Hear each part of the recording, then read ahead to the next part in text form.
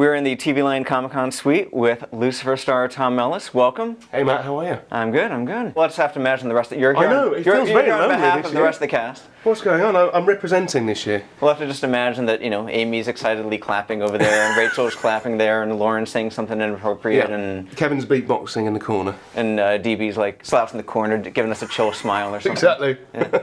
So it was 2 months and a week ago that you Gosh. and I last spoke, and you had gotten the news that the show was canceled. You had just come from a fan event at the time, right? Yeah, I was in Rome doing a fan convention,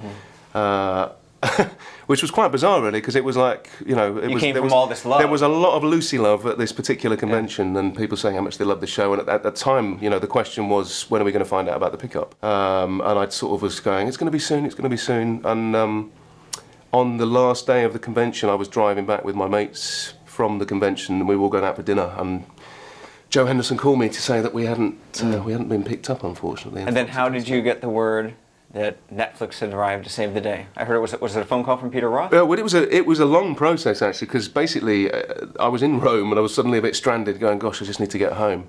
And then I got back to London, and Peter Roth called me from New York to say, who's the head of Warner Brothers, and he's basically said, I'm really sorry about the cancellation, but I need you to know that we're going to try and save the show. And that was off the back of, once it was announced on social media that the show was getting cancelled, that there was just this overwhelming surge of disbelief, I suppose, and outpouring of love for the show, and people just not understanding why it happened. And that accumulated in, it kept going, people kept tweeting and, got involved, sort of encouraging people at least to, put their voice to it, because it was making a difference. And then it must have been about a month after that we got the news that Netflix had picked up the show, and I just couldn't believe it. I heard that Peter called you to say better sharpen your horns or something. He did, yeah. I was waiting, because we had this sort of deadline date where we were all out of contract, and so we knew there would be an announcement of some variety on that day. And I'd heard very positive things leading up to it, and on the day itself I heard that there might be a last minute snag, and I was like, oh God. And then Peter called me out of the blue and just said, Tom? I was like, yeah. And he went, sharpen your horns, baby. And then who's Tom's first call after that? Who's your first call? Oh, well, Megan, my fiance, called her straight away. And then just my family and my friends and the cast and Joe and Ildy. It was weird, because I was in London while it was all happening. Oh, wow. And it was all happening in America, but it was the most sort of uplifting thing that's ever happened in my career. I was going to say, we're in this time of peak TV where there's like 500 scripted shows, which makes it harder for a show to get the audience it needs to stay on the air. How does it feel for Lucifer to be the new poster child for, yes, your show can be saved? It was an overwhelming experience, but the strange thing was, when the show got cancelled, I'd had this feeling that even though it seemed, because of the viewing figures, that the show wasn't doing particularly well on Fox, that I was very aware that the show was doing very well elsewhere and was continuing to grow as people were starting to see season 1 and season 2 around the world. And so I knew that I suspected that there would be some unhappy people. I just didn't quite think there'd be quite so many unhappy people. But I think, in this day and age, like you say, with so much scripted drama, to be in a show that is obviously loved and supported and watched by so many people, that's what came out of this whole experience. Whereas if we'd stayed on Fox, I probably wouldn't be quite so aware of this. Yeah. This is the interesting thing. So there's a lot of sort of serendipity that's happened in this particular instance. But it's just, it was very affirming, shall we say. Yeah. I, of course, want to get into Chloe's reaction to the big reveal at the end of the finale. But I'm wondering, the bonus episode, the Ellis-centric one, Boo Normal. Yeah. Did that give any hints to how things are eventually going to be between Chloe and Lucifer? Were you given any direction as to how to play their relationship, since that is within a certain continuity? It was tricky that we had these standalone episodes that we sort of had to try and somehow fit them into the story the following year, even though we didn't know what the story was going to be. So, of course, the plan wasn't to show those episodes this season. So it would have felt like probably more of a seamless fit had we gone on and continued on Fox.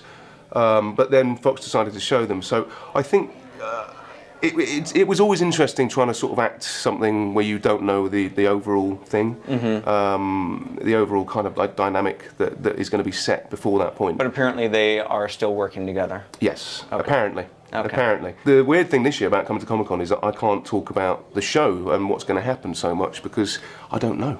Well, when do you Is it start honestly- filming? August? We start August 13th. Yeah. Okay. Yeah. Okay. Do you know anything like? Is it picking up right from that last scene there in the? It's well, let's just say that it deals with all of the things we hope it's going to deal with. Okay. I'd like to think our audience won't be disappointed. One, that the show's back, but two, that we get straight back into it as well. So. I put out a couple of theories in a story recently saying, maybe Chloe faints and doesn't recall it, or maybe she, commits herself to a loony bin because of what she saw. Yeah. And then the reader actually had an interesting theory that maybe it's Lucifer who, seeing her horrified reaction, kind of like skedaddles away and kind of like refuses to see her, which I thought was kind of an interesting. Well, I think the truth is there's going to be an impact on both the characters. That's going to be the interesting part of season 4, about how that has resonated through each character, and what does that ultimately mean, and does it take away from the fact that we both believe that these characters love each other.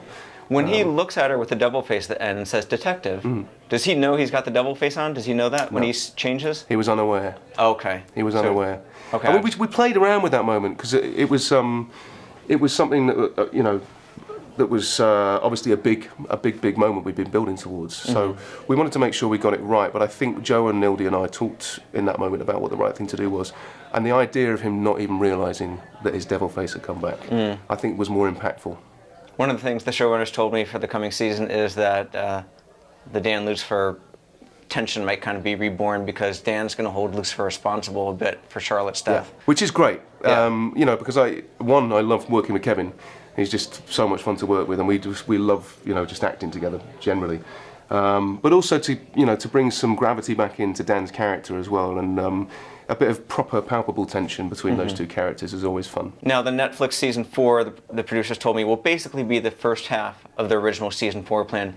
Do you have a sense of the overall season 4 arc? And because they said it's going to be pretty good and gnarly in this kind of like concentrated 10 episode. Well, batch. I mean, the thing is as well about moving to Netflix is that we're now a 10 episode season. So, the knock-on effect of that means that when you do 22 episodes, you really have to kind of stretch it out, and you end up diluting a lot of the story.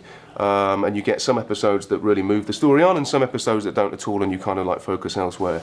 The nice thing about with this is that we're going to have 10 episodes that I believe will probably all drop at the same time, and there will be that continuity and that bingeable nature of it. Yeah.